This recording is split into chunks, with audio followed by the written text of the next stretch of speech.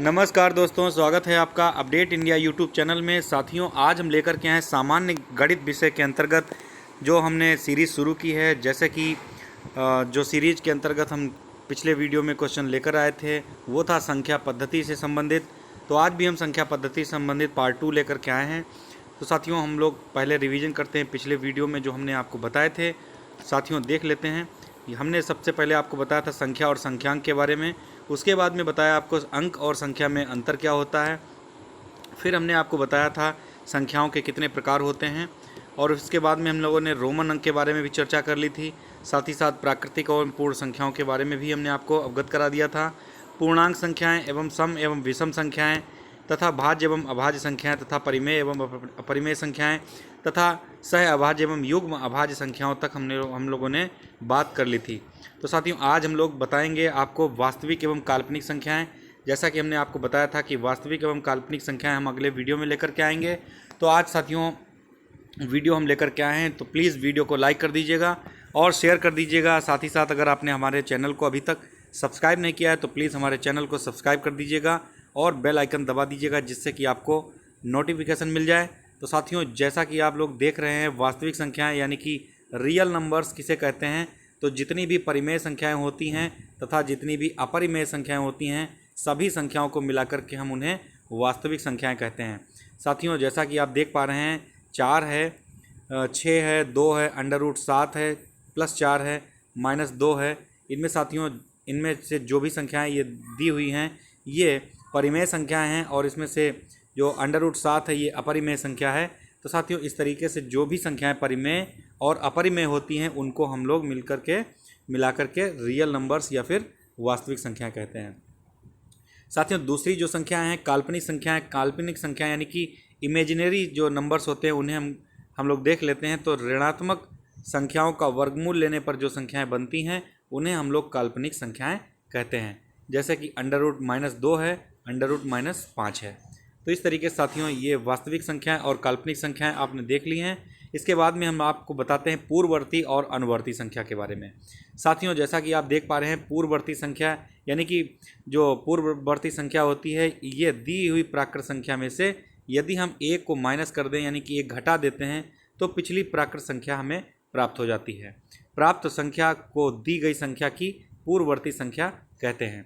साथियों, for example के जैसे कि 19 संख्या दी हुई है और 19 में से एक को माइनस किया गया है तो 18 आ गया है, यानी कि 19 की जो पूर्ववर्ती संख्या है वो कौन सी होगी? 18 होगी। इसी प्रकार 99 की पूर्ववर्ती संख्या क्या होगी? 98 होगी। तो साथियों, एक कम कर देने से पूर्ववर्ती संख्या हो जाती है और इसी प्रकार एक बढ़ा देने से अनुवर्ती संख्या हो जाती है। तो आइए जान लेते हैं अनुवर्ती संख्याएं क्या होती हैं। साथियों, आप देख पा रहे हैं ये जो अनुवर्ती संख्याएं हैं इनमें से जैसा कि आप देख पा रहे हैं अनुवर्ती संख्याओं को ही हम लोग परवर्ती संख्या भी कहते हैं। साथ ही साथ इसको हम लोग उत्तरवर्ती संख्या भी कहते हैं। तो परवर्ती संख्या साथियों क्या होती हैं, आइए देख लेते हैं। दी गई प्राकृत संख्या में से यदि एक जोड़ दें तो अगली प्राकृत संख्या हमको प्राप्त हो जाती है। प्राप्त संख्या को दी गई संख्या की परवर्ती संख्या कहते हैं। जैसे कि 19 संख्या दी हुई है, इसमें अगर हम एक ऐड कर देते हैं तो जो संख्या हमें प्राप्त होती है ये कहलाती है परवर्ती संख्या यानी कि 20। इसी तरीके से 99 है, इसमें 1 ऐड करेंगे तो हो जाती है 100।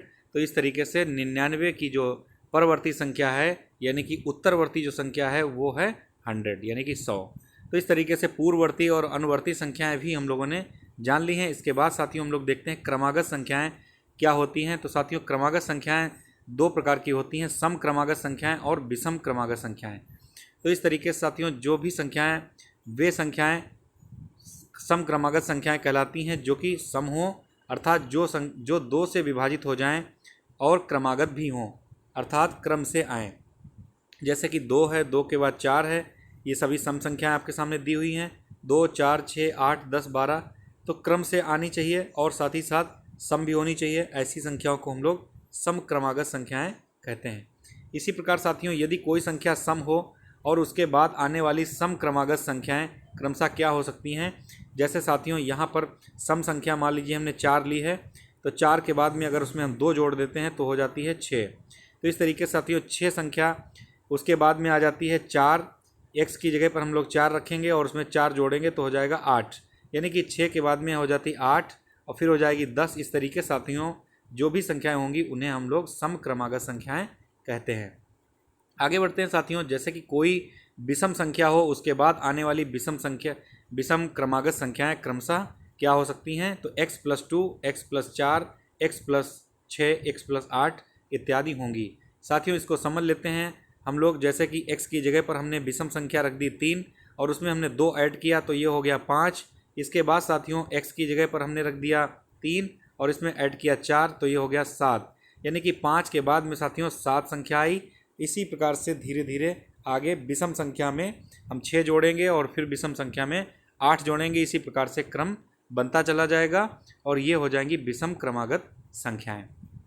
तो आपने एक समक्रमागत संख्याएं और विषम क्रमागत संख्याएं भी जान ली। इसके बाद साथियों हम लोग देखते हैं संयुक्त प्राकृत संख्याएं क्या कहलाती हैं। तो साथियों संयुक्त प्राकृत संख्याएं जो होती हैं उनको हम लोग भाज्य या संयुक्त ऐसी संख्या जिनमें एक एवं संख्या के अतिरिक्त किसी अन्य संख्या का भाग पूरा पूरा चला जाता है, उन्हें हम लोग संयुक्त प्राकृत संख्या कहते हैं। संयुक्त प्राकृत संख्या इनको हम लोग भाज्य संख्याएं भी कह सकते हैं। साथियों भाज्य संख्या हमने आपको पिछले वीडियो में बताया था कि भाज्य संख्याएं वे होती हैं जो स्वयं से कट जाती हैं, एक से कट जाती हैं और किसी अन्य संख्या से कट जाती हैं, उनको हम लोग भाज्य संख्याएं कहते हैं। इन्हें ही हम लोग संयुक्त प्राकृत संख्या भी कहते हैं। साथियों आप देख रहे होंगे सबसे छोटी जो संयुक्त प्राकृत संख्या है वो है 4। साथियों जो 4 संख्या है ये संयुक्त प्राकृत संख्या है, यानी कि ये आपकी जो है ये भाज्य संख्या है। और साथियों इससे पहले जो संख्या 2 आती है ये 2 भाज्य नहीं बल्कि 2 अभाज्य संख्या होती है। तो साथियों कोई भी संख्या सबसे बड़ी संयुक्त प्राकृत संख्या नहीं है, यानी कि अनंत संख्याएं होती हैं। आगे बढ़ते हैं साथियों, देखते हैं संपूर्ण संख्या यानी कि परफेक्ट नंबर किसे कहते हैं। तो साथियों परफेक्ट नंबर जो होते हैं वे संपूर्ण संख्या वह संख्या होती है जिसका उचित गुणनखंड उस संख्या के योग के बराबर हो, उसे हम लोग संपूर्ण संख्या कहते हैं। जैसे उदाहरण के लिए साथियों हमने लिखा है कि 6 के गुणनखंड कौन कौन से हो सकते हैं। 6 के गुणनखंड होंगे 1 गुणा 2, 1 दूना 2, 2 तियाँ 6। साथियों ये इस तरीके से 6 के गुणनखंड 1, 2 और 3 होते हैं और इन तीनों का साथियों योग जो हो जाता है वो 1 + 2 + 3 यानी कि 6 हो जाता है। तो ऐसी संख्या साथियों संपूर्ण संख्याएं होती हैं। इसी तरीके से साथियों 1 से लेकर 100 तक के 6 के अतिरिक्त एक और संख्या है जो संपूर्ण संख्या की श्रेणी में आती है, वो साथियों होती है 28।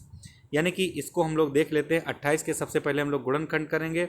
जैसे कि हम लोगों ने 28 के गुणनखंड करना शुरू किए तो इसको हम लोग सबसे पहले 2 से काटेंगे, 2 एकम 2 और 2 चक्कू 8 हो जाता है। फिर 2 से करेंगे, 2 सत्ते 14 हो जाता है, यानी कि और उसके बाद में हम लोग इसको 7 से करेंगे, फिर 1 से करेंगे। तो इस तरीके से 1, 2, 4, 7 और 14 ये 28 के गुणनखंड हो जाते हैं। और 28 को अगर हम लोग इनमें जोड़ते हैं, जैसे 1 + 2 + 4 + 7 + 14 अगर इनको जोड़ देते हैं तो साथियों इनका योग हो जाता है 28। यानी कि 6 के अतिरिक्त साथियों 28 एक ऐसी संख्या है जो कि संपूर्ण संख्या होती है। यानी कि इस तरीके से 1 से लेकर 100 तक के 6 के अलावा कौन सी संख्या होगी संपूर्ण संख्या, वो 28 होगी। आगे बढ़ते हैं साथियों, देखते हैं योगात्मक प्रतिलोम क्या होते हैं। तो योगात्मक प्रतिलोम साथियों हमने आपको बताया है कि पूर्णांक का योगात्मक प्रतिलोम प्राप्त करने के लिए उसमें -1 से हम लोग क्या कर देते हैं, गुणा कर देते हैं। जैसे कि 5 का योगात्मक प्रतिलोम अगर बताना है तो साथियों 5 गुणा -1, तो इसका आंसर हो जाएगा 5 एकम -5 हो जाएगा। तो इस तरीके से 5 का जो योगात्मक प्रतिलोम है वो क्या है, -5 है। इसी तरीके से -5 का योगात्मक प्रतिलोम क्या है, वो 5 होगा। आप देख रहे हैं 1/2 का योगात्मक प्रतिलोम क्या होगा। तो साथियों 1/2 का जो योगात्मक प्रतिलोम होगा वो 1/2 गुणा -1, तो साथियों ये हो जाएगा -1/2। इसी तरीके से साथियों अगर हम लोग बात करें -1/2 का गुणात्मक प्रतिलोम क्या होगा, तो -1/2 का गुणात्मक प्रतिलोम हो जाएगा 1/2। इस तरीके से साथियों आपने जो योगात्मक प्रतिलोम है, सॉरी दोस्तों योगात्मक प्रतिलोम हम लोग ध्यान दे रहे थे, तो योगात्मक प्रतिलोम आपने साथियों जान लिया है। इसके बाद में साथियों हम लोग देखते हैं गुणात्मक प्रतिलोम क्या होता है। गुणात्मक प्रतिलोम किसी भी संख्या का गुणात्मक प्रतिलोम वह संख्या होती है जिससे गुणा करने पर आंसर क्या आना चाहिए, 1 आना चाहिए। यानी कि यदि हमें -5 का गुणात्मक प्रतिलोम प्राप्त करना है तो उसे एक ऐसी संख्या से गुणा करना होगा जिसका उत्तर 1 आए।